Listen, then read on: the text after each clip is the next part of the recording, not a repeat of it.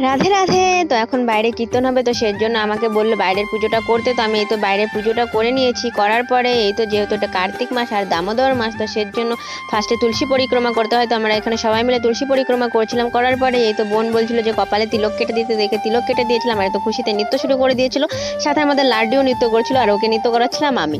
করার পরে এই তো 8টা সাড়ে 8টা বাজে, আর এই তো আমার চলে এসছে আমার মামা, খুবই সেলিব্রিটি, ইউটিউবে 10 মিলিয়ন সাবস্ক্রাইব, মানে ভাবা যায়। আর তোমরা গাইস এত হিংসুটে, মানে কি বলবো, আমার ভিডিও দেখোই শুধু আর কিন্তু লাইক করো না, প্লিজ প্লিজ আমাকে একটু সাপোর্ট করো।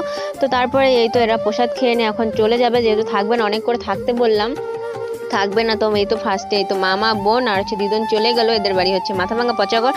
আর তার কিছুক্ষণ পরে 9টা সাড়ে 9টা বাজে, এখন হচ্ছে চলে যাবে এই তো মাসি বোন, এরা হচ্ছে জয়ন্তী বাড়ি। তো এদের বাড়ি কাছেই, তো এরা একটু দেরি করে যাচ্ছে। আর বলো না গাই, সারাদিন উপোস থেকে কাজকর্ম করে নে মাথা একদম পুরো ধরেছে। আর এইখানে দিদা তেল মাসাজ করে দিচ্ছে, আর আমি তো